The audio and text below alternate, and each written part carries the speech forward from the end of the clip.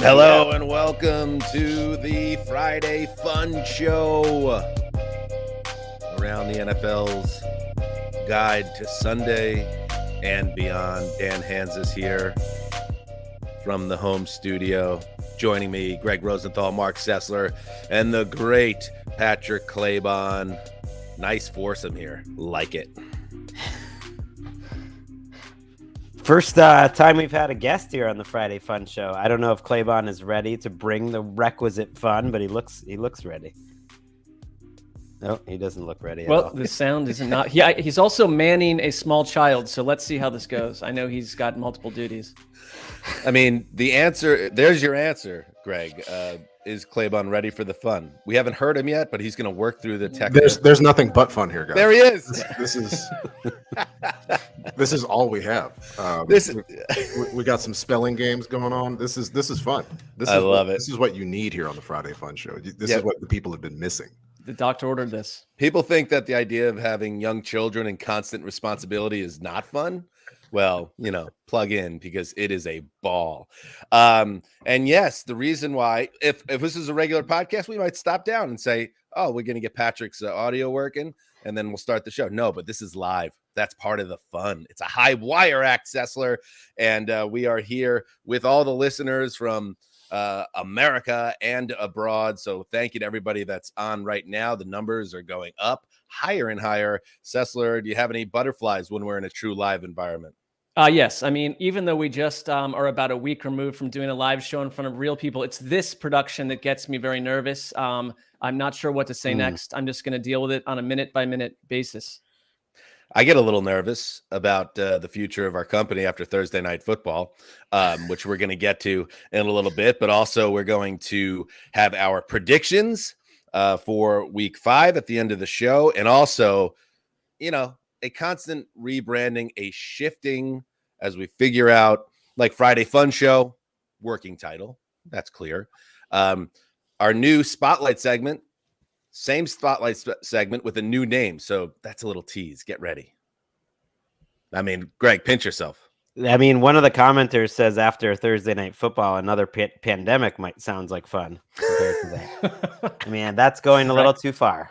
So if you're live with us right now, send in your questions during the show. We will hit some of those throughout the episode. But let's start, yes, as we must, because this job isn't always fun. Just like rearing children, not always fun. There's responsibility. And talking about the American football game played on Thursday is an example. Let's go. Surveys, good protection, slides, fires, broken up in the end zone. Gilmore on Sutton. So the defensive player of the year a couple of years back, and somehow, some way, the Indianapolis Colts, who took their first lead of the game on that field goal, pull out a 12-9 victory. Al Michaels speaks for us all on Amazon.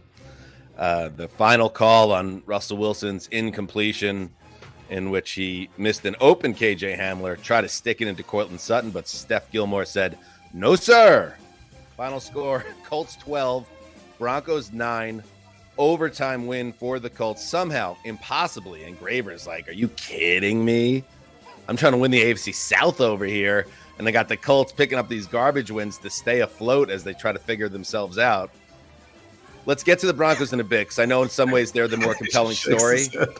But Pat, let's start with the Colts here, because it couldn't be any more ugly on offense, and yet they found a way with some help from the quarterback on the other side, of course. Yeah, you go into a game without Jonathan Taylor, you're losing offensive lineman. Patrick Surtain has MPJ in absolute incarceration. There's just nothing to offer other than some Alec Pierce. A lot of Alec Pierce. Matt Ryan was chucking and ducking. He had one super weird fadeaway throw. Oh, that was sad. Barely crossed the line of scrimmage, where it's like, ugh, like, I don't know, guys. I don't know what we're doing here. There was so much excitement coming into the season, and now it's like, Matt, are you okay? Like, I was legitimately worried for him. Can I just say to that, Patrick, like, I know exactly the throw you're talking about, and that was the one where I think I went to Twitter and I said, we got to get Matt Ryan in a broadcast booth stat, because this feels like it's setting up for disaster. It barely crossed the line of scrimmage. Like it was almost intentional grounding, and there was no reason for it. It was like a kind of like fadeaway flying kick throwaway that was just so awkward and uncomfortable. And that's how they won the game. It was awkward and uncomfortable. They almost turned the ball over 2 times on the game-winning drive, but because it was not going right, the Broncos were hemorrhaging defensive players, and Russ was it was a bad Russ game. It was a bad Russ game. A horrible, arguably the worst game he's ever played in his career. And that's what happened. You should have run the ball on 4th and 1. Because there was so much conversation. It's like, oh, Nathaniel Hackett, you paid the quarterback all this money. You gotta, and so it's like, yeah, okay. So here we're gonna throw the ball. Like just run the ball. It's 4th and 1. I think that was absolutely a reaction from week 1 and all the criticism. Although Hackett was quick to point out after the game, we gave Russell Wilson the option to run or pass there, and the run look he thought wasn't great, despite the fact that they ran the ball fantastic their last couple of drives. That was what was lost on it. Like Russell Wilson hit on a 4th down that they went for the drive before he threw that interception that should have won the game. And up until that 4th down, like they had run the ball straight down the field, and they had moved the ball down the field there. There were so many like unbelievably ugly moments where Russell Wilson doesn't see the other receivers, but the game was so bad that you're talking about here, Dan, that after the game, even the next day, Frank Reich was like, I didn't know how to feel about it. Like you just won a game, you're 2-2-1. You're about, people are worrying about you getting fired. And even Frank Reich is like, I don't know. That was so bad. I actually don't know how to feel about a last second comeback from the jaws of defeat victory. Like Frank Reich couldn't even enjoy it. I mean, I thought, Dan, you tweeted this, and I could not agree more visually that Frank Reich, it's probably this season, but I thought from the first quarter through overtime, aged visually about 7 years. I mean, he suddenly looked like an old man. And I mean, Quentin Nelson called it a disgusting effort. And Matt Ryan talked about how he's just simply exhausted after the game. I mean, it's hard. You can look at either side and say, I don't know which team was more visually unappealing, but there's no stakes for the Colts in my book. What's happening with Russell Wilson and the Broncos is... What do you mean there's no stakes?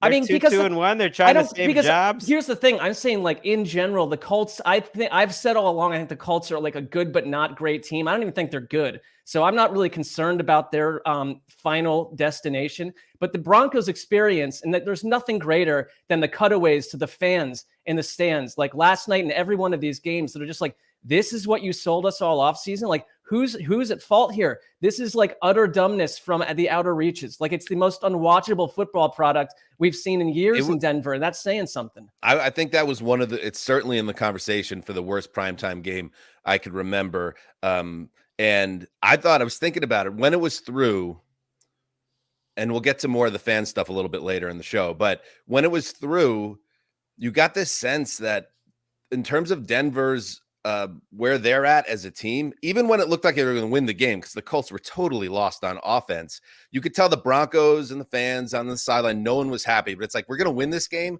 but we're not going to feel any better about ourselves, and there's going to be a lot of questions.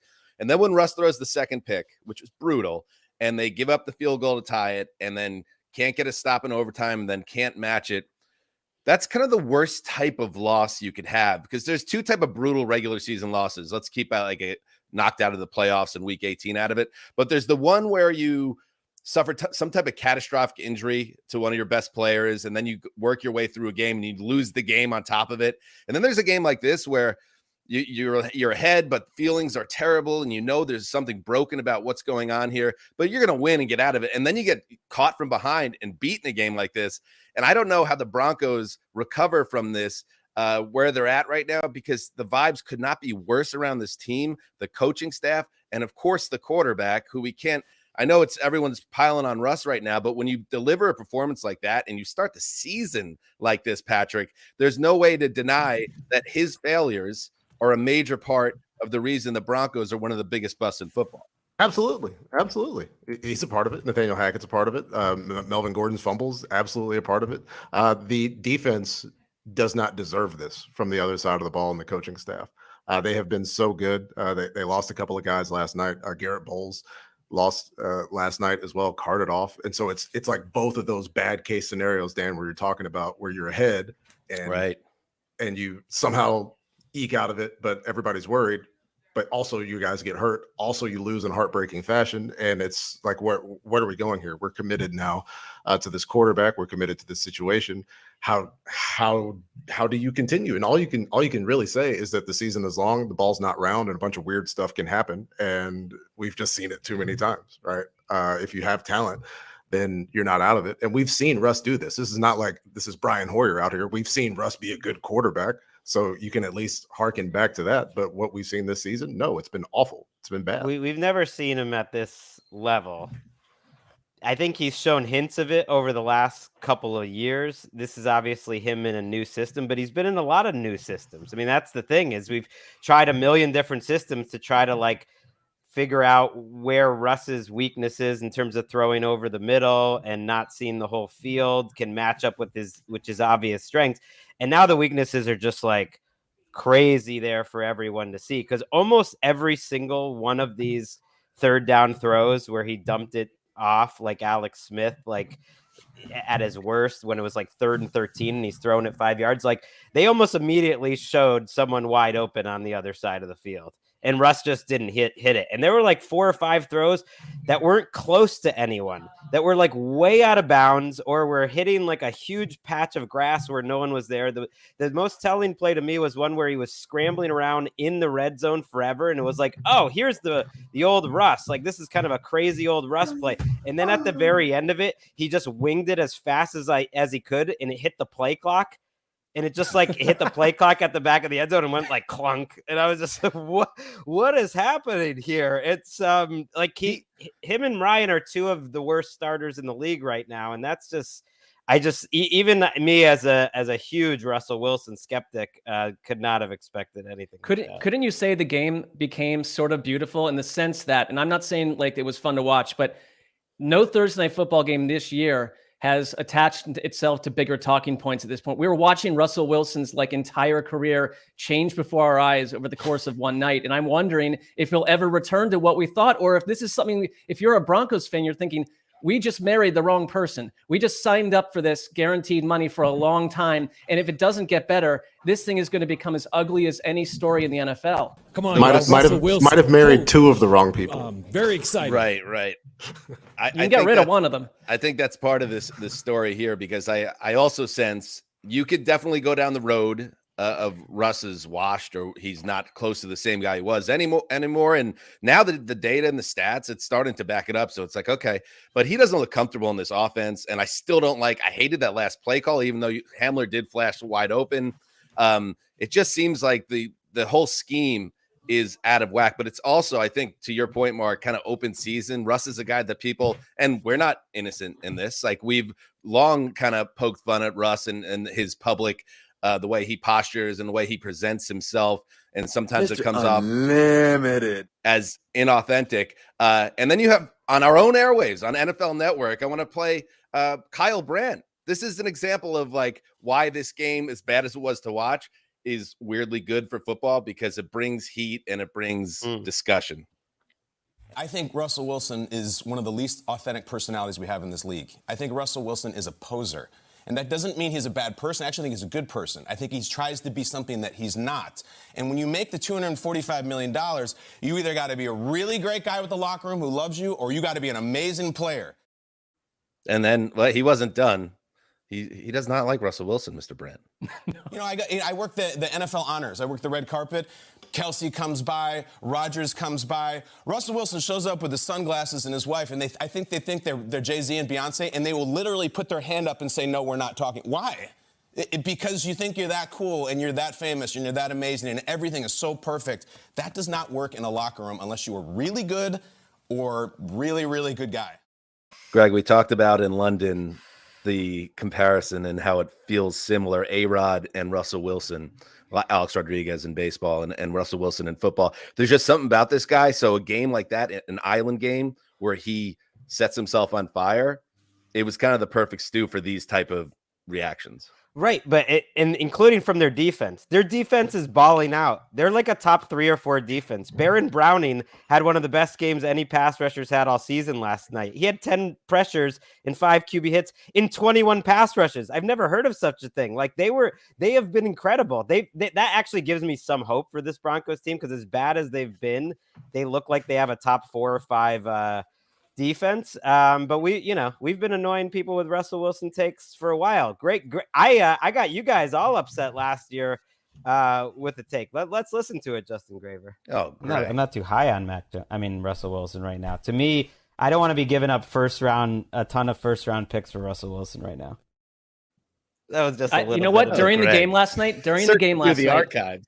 I knew, and I wish I had sent this to you guys on Twitter or on text. I knew Greg was going to replay a Russell Wilson tirade from last season. I didn't even remember this. Do you This is remember? It was Greg's the Mac Jones. Listen, Greg, the I'm whole not idea hating. was, do you want? But it was a legitimate football argument, because it was the whole idea was, would you trade a ton of first round picks for Russell Wilson? And I said no, I would not trade him for almost any of these first round picks. At this point, I think he's past that point of his career, and I'd take Mac Jones over Russell Wilson. Right. And you guys at all my mention, I wouldn't have remembered it, but I got a lot of mentions. You are A lot of you're season on left.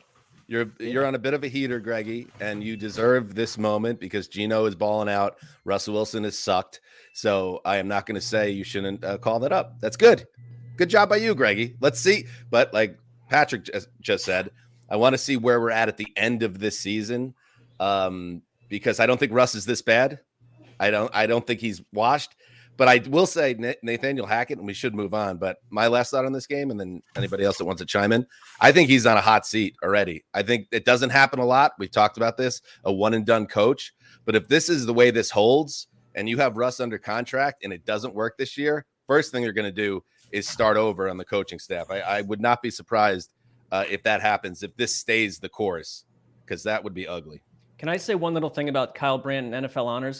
Dan, you and I used to cover that, and it was a chore, let's be honest. But the first time I ever did, it was right after Russell Wilson's first season. And I waited around for 30 minutes to interview him. And he couldn't, it wasn't because of him that I waited. It was just the way it went. He couldn't have been nicer, kinder, more humble. He was a totally different person. So to hear what happened with Kyle Brandt and him, I think that speaks to the change of the Russell Wilson experience and what he's done in his life since then. I do think he's probably a nice person, but there's a lot of artificial substance going on there. Or it could have just been an accurate portrayal of an event that took place. Like at any point, somebody could meet me and I could be a certain way, and they could say, "All right, that's Patrick Claybon," right? The idea that Russ is uniquely disingenuous when it comes to NFL quarterbacks is kind of weird to me, because it's not like all of these guys are really giving us the 100% truth about how they feel about a given thing. I think the other quarterback on the field would be a clear example of that last night as well. And it kind of drives home the fact that we don't really know any of these guys. And in terms of like how it works in a locker room, Percy Harvin knocked out his teammate, and then they went out there and won the Super Bowl. If you execute, it doesn't matter. Like, people work with people that they don't like all of the time. Like, sometimes it just goes south. As for why like Sherm and Doug Baldwin and all these guys have such vitriolic energy for Russ when he like threw a pick on the goal line, like why it's that intense, I don't really know, because I don't know these people. And I think like it's very important for all of us to remember that despite the interaction, despite the exposure, despite the access that we have, we don't necessarily know these people. And I feel like sometimes the pendulum swings back a little too hard, and we're really getting after Russ when he doesn't have like sexual assault accusations. He's not lobbying for people to not take a vaccine. He's not doing these other things. People are going like pretty hard on Russ right now. And I'm just, I'm with you on that. That is a clay bomb. Everybody get under the table, duck for cover, because I'm with you too. But there's something about him that just for whatever reason, makes him a target. And well, his game is also divisive, and I think it always has been. I think there's always been people that thought like that if you're a real football guy and you want quarterbacks to be a certain way, like he's had these shortcomings, and now they're coming out a little more. I did want to just support your point on the coach, Dan, and point out this ownership. Well, if you're supporting my point, then go on. Yes, this ownership did not hire Nathaniel Hackett. I think that's really important in terms of the timeline, and they did give Russell Wilson a somewhat unnecessary contract. I would say totally unnecessary. He had 2 years left on his contract already making him one of the higher paid quarterbacks in the league. And they extended that thing 5 more years at a time that was unnecessary. But the ownership did give him that money. They did not hire Nathaniel Hackett. So I think that supports your Hackett could be one and done idea. GC, good call. All right, before we move on, I thought the only true positive to come out of Thursday Night Football was Al Michaels, who doesn't care. Like, there's nothing you can do. How many billions of dollars is Amazon worth? The bosses in the highest levels of American corporate society. There is nothing anybody could tell 75-year-old Al Michaels on Friday morning. Oh, you've been too critical of the game. We want to keep people engaged. Don't tell them the product is bad. Al don't care. So this is how I'll start with this. Here's Al Michaels calling the end of first half field goal going to break. Well, what do you know?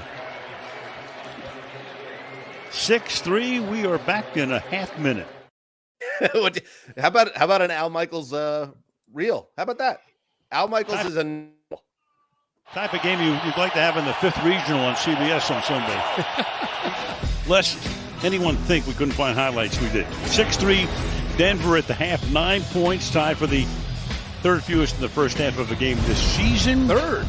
Yep. Forgive me for getting excited here. We haven't seen a lot of offense. No, I get you. I mean, I was like, wow. Right. That was beautiful. You know, I'm only half kidding. But sometimes a game can be, at least at this point, so bad, it's almost good. You know what I'm saying? No. Okay, you don't. You know what I'm saying. I'm not feeling that just yet over here. You know, if a game is like sort of bad, it's not good. Yeah. Who knows? Maybe a game will break out here. Good performance by Michaels. Bad performance by everybody else connected with the game. Herb Street's like, what? Al is in like this great place in his career where you can't tell him nothing. Even Roger Goodell, if he's watching that broadcast like last night, I think is laughing at Al. He knows. All right. It is time.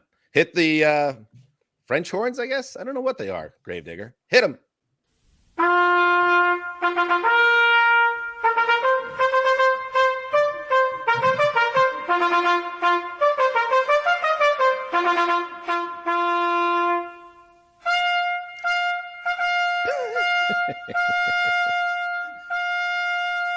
Okay. It always goes on about 6 seconds longer than I expect. It is time that every week each of us takes a turn. The floor is ours. It is our time to shine. In a segment has been rechristened in the name of Chris Wessling. It's about me. It's about me. And I want to talk about, it's my turn. I want to talk about fan entitlement. I grew up in New York as the rarest of birds, a fan of the Jets in football and the Yankees in baseball. I have lived in opulence and I have lived in squalor as a fan. My teen years, which are kind of the most formative in sports fandom, featured a 1996 to 2000 stretch where the Yankees won 4 World Series titles. And that drip for the Yankees has slowed considerably this century. But I get, and I know that I'm entitled, that I'm blessed in that realm. The Yankees start another playoff run on Tuesday. They haven't had a losing record since 1992. Then there's my Jets fandom, which has included 0 Super Bowl appearances in 42 years on this planet and counting. And that's been the yin to my Yankees yang. I've lived on both sides of the coin, my friends. That's what I'm trying to say. And I bring this up because the scene at Mile High last night, it got on my radar a little bit. Broncos fans are pissed. They booed their team after the first drive stalled in the red zone. This has been a common occurrence really since the beginning of the year. The boos only got louder there as Denver stumbled through one of the more grotesque offensive performances that we could remember. And maybe the Colts was somehow worse on Thursday, but you get it. And the booing part is fine to me. I know that not everyone believes in that. But I believe that's within a paying customer's right to express dissatisfaction where you pay obscene amounts of money and then the performance doesn't seem to match what you paid for or what you were expecting. It's sports, but I do take issue with the shot by Amazon of the steady stream of Broncos fans exiting the building as overtime was set to begin. And I understand they had every right to be disgusted by Denver's performance through 4 quarters, but bailing on a tie game at the coin toss is, to me, the peak of fan entitlement. And just a reminder, this is an organization with 8 Super Bowl appearances, tied with the Cowboys and Steelers for second most all time, only behind the Patriots. 3 Super Bowl wins, including a Super Bowl 50 triumph in 2016, not too long ago. You're the team of John Elway. You're the team on the right side of the history for the drive and the fumble. You got the temporary euphoria of Tebow mania. You landed Peyton Manning in the greatest free agent sweepstakes of all time. Even the Russell Wilson trade, as bad as it looks right now, when it happened, I can tell you from personal experience that the have-nots of football felt envy for a Broncos organization that always seems to keep itself in the picture. Now think about being a fan of the Jets or the Browns or the Commanders or the Chargers or the Texans or the Panthers or the Falcons or the Lions or any other team that doesn't have a quarter of the history, the glory, the juice of a Broncos fan. So boo the team. Go ahead. Sure, they're playing like hell and you paid a lot of money to watch them. That's whatever. But walking out on the team in a tie game, entering overtime, cry me a river. You should see how the other half lives. The clapping is the sound of the ruler hitting their knuckles. Like, get back in the game. What are you doing? Get them, Dan. Our audio listeners really should check this show out on YouTube because the stream of the viewer commenters was making me laugh, and I enjoyed it, and it adds a lot to the percentage. I like Blake Wingo. Old man yells at cloud. Okay. Whatever, Blake. It's old man yells at crowd is what we're looking for. Ooh, there. I like that. It's hard. It's a hard overtime. That's a tough spot. I'm with you. Although I do think as someone who's lost a little bit of juice after seeing their team reach the absolute pinnacle, once you've seen the mountains, once you've seen the very best, it's like, well, probably never going to get there again. It's hard to get the engines revved up as high. I'm with you, Dan. Like I lived in Denver for years, and I do think in general, the Broncos fans historically have been like a top 5 fan base, and not ultra annoying, to be honest. Like I just think they're passionate. I kind of take a issue with what I saw last night too, as you do. But I kind of think what's happened with the Broncos, their games have been so public. The crowd reaction from the minute that they started counting down the play clock. I mean, all this stuff has almost become like a public circus and Coliseum to go and react to the team this way. And I think that you wouldn't have in another game of this nature the crowd shots and the camera selection that they used from the very beginning. This thing started to really stink up the joint. But leaving, I'm with you too. I think if you're in overtime, what are you doing? How everyone knows, like I had a friend whose dad took his sons to Game 6 of the Mets-Red Sox World Series, and they left early, and that's on you for the rest of your life. So I'm not saying this game was a disaster, but like you don't bail if you're in the stadium in overtime. I'm with you on that. Let's check in with the people watching live. Any questions, comments? Hit it up, Gravedigger. Jay Tweeter asked, where does last night rank in the pantheon of horrific games? Greg, you're very good at this stuff. I know there's been a lot of bad ones. Thursday night has been the home of a lot of bad games. Is there one that kind of sticks out to you as somehow worse than this? No, because it didn't cross over into the so bad it's good realm, which are the ones I enjoy. Like so ugly, it's good. I think the fact that there's these 2 like potential Hall of Fame quarterback, like it made it unfun. It never got to the fun place. Even Al said that at one point. Like they were like, "Are we getting to depressing, a good, right?" Yeah, it just was sad. Like my kids are starting to get into watching sports now. Jack's turned 8 and Harry's 5.5, 6, and he just likes what his brother likes. And they have time for their bath, and sometimes I'll tell Emily, I'll be like, let him watch the end of the game. In this case, I was like, no, there's nothing to be gained here from them watching this game. It was just kind of a sad game. What else do we got? Dan, this is from Greg Scamado. just double G there, Greggy. Dan, how early is it to call a team moribund? Are the Panthers there now? Usually moribund, it's more a feel. There's no designation, but it usually comes in the second half of the season when there's no hope. Hope has to be totally lost for a team to be moribund on the flagship program. Justin Swanson asks, who's the worst 2-win team? Patrick, you got this one. Rams, Jets, Broncos. Oh, that's well, you got a couple of it's the with Matt Stafford hurt right now. I'm gonna lean Rams. Like he was spraying the ball, not to the extent that Russ was spraying the ball, but almost kind of. Yeah, I think the Jets are a better 2-win team, considering the opponents right now. Perhaps, I mean, maybe I'll feel different after, maybe Cooper Rush, the slippers come off a little bit. But yeah, I'll go with the Rams right here. Yeah. All right. Jonathan Webster, Gregg, what's the story behind the owl painting behind you? It's a good one too. My grandfather Heinz Rosenthal painted that. I don't know if there's much more of a story. Is that true?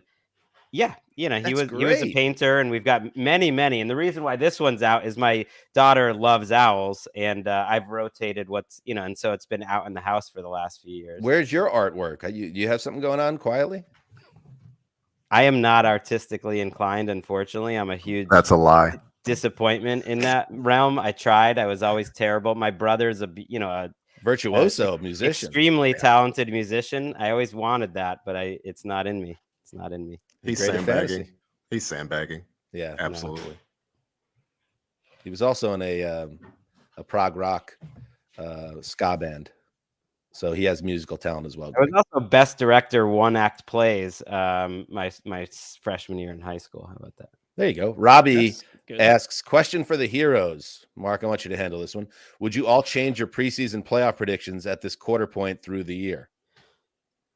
No, I'm going to stick with what I picked. I also don't recall what I picked, so it would be a strange exercise. Right, I would stick with it because for the same reason I don't want to go check, but I'm pretty sure I had the Colts and Broncos in the playoffs, so I'd probably change that. I'm feeling good. I got the Eagles over the Chiefs in the Super Bowl. I want this thing to end. Right, all right, now. throw it to another clip, Gregg.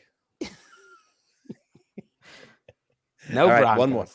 In Nugget Jr., in honor of last night's game, can we get a quarter season pain rankings? I would have to think about that one. So no. Next. That's off the top of my dome. But thank you, Nugget Jr. And I like your avatar. Looks like a nice mustache. Avery Baum, is Russ the new line on the Dalton scale? No, he wouldn't be because he's always been above it, and right now I think it's fair to say he's well below it for the way he's played this year. He's sinking his team. So the Dalton scale guy has to be someone who's nice and steady right towards the middle. I think Kirk Cousins is settling into that nicely. Ryan Tannehill, maybe. All right, it is time now for the Gregg Rosenthal Week 5 Injury Watch presented by Acrisure, a non-FDA approved supplement for men seeking to shed man boobs in middle age. Maybe I could use that. Send me a little Acrisure. Myles Garrett looks like he's back, not on the injury report. Jadeveon Clowney, though, is questionable. Brian Robinson looks like he will be playing just about 5 weeks after getting those 2 gunshots in his leg back on Friday. That'll be confirmed later in the week. Daniel Jones is starting that game over in London. That's good, but he will be without Kenny Golladay, Kadarius Toney, Wan'Dale Robinson. Jair Alexander will be back for the Packers in that game, which is great news. I thought he might be out a little while. Zay Jones is back for the Jaguars this week. Kyle Pitts is out. Get him out of your fantasy lineup. Amon-Ra St. Brown was back at practice Friday, might play for the Lions. Isaiah McKenzie has a concussion still in the protocol. Dawson Knox is out, so the Bills are rather shorthanded on both sides of the ball. And your lock is looking pretty good, Dan. No Sam Cosmi for the Washington Commanders. They're missing 3 starting offensive linemen. They're also missing Jahan Dotson, who's out with a hamstring. I like the Titans in that game, too. I kind of like the move potentially. And Gregg, I know when you were in your heyday picking games, I think you were someone who liked to do this. Find a team that sucks, and then anytime they're in the lock zone, you just lock. I might just lock against Washington 10 times between now and January. This will be my 4th time in 5 weeks locking against the Cardinals, so I'm 2-1 so far. We'll see if that works out. That's your thing. That's your move. All right. Before we say goodbye, let's do our hero picks. We're going to first cycle back to last week. Mark, you said Zach Wilson. What was the prediction of Zach Wilson? I really was just sort of egging him on to rise up to the challenge, be a hero, guide the Jets to victory, and change the way we think about him. And I think he did that. Check the box. That's a hard check.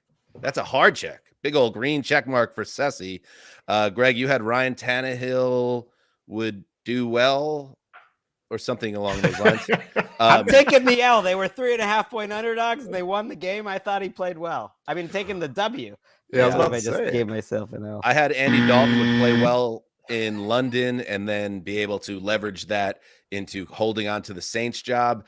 Man, if Will Lutz's field goal goes through the uprights and then they win in overtime and then he wins again, maybe, but that's not how it played out. And he is going to start for them this week. Yeah, the 2 good quarters was not my prediction. I predicted a win and high-level play, so I'll take the L there. All right, now, Week 5 predictions before we say goodbye. Patrick Claybon, you're not even a guest to me. You are a member of the ATN family, so we always love you. You've almost said it all, but you need to share your prediction for Week 5. Yeah, let's get bold. People in this fantasy world were frustrated about Travis Etienne's production. He gets in the end zone twice against the Houston Texans. 2 touchdowns for Travis Etienne.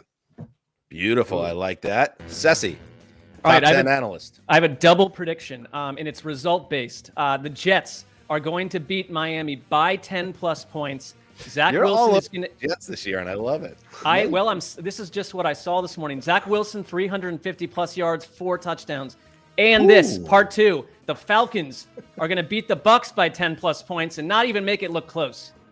All right. Whoa. You just made that really hard on yourself, but I admire the moxie. Gregg Rosenthal. All right, my prediction is just that Travis Kelce wrecks shop against the Raiders. It's like all these other tight end come along lately. Darren Waller is going to be the future. Oh, Kyle Pitts is going to be the future. Oh, here's this guy. Who's still the best tight end in the freaking NFL? It's Travis Kelce. He's on pace to have one of his very best seasons ever. Travis Kelce. He's still got the championship. Wait, what is that? But what's your prediction? Because this was hero of the week. Good. He's the hero.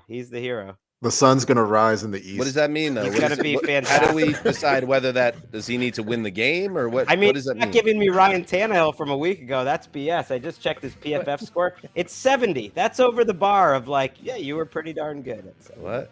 I mean, you have so many things going your way, Gregg, right now. Between Gino and Russ.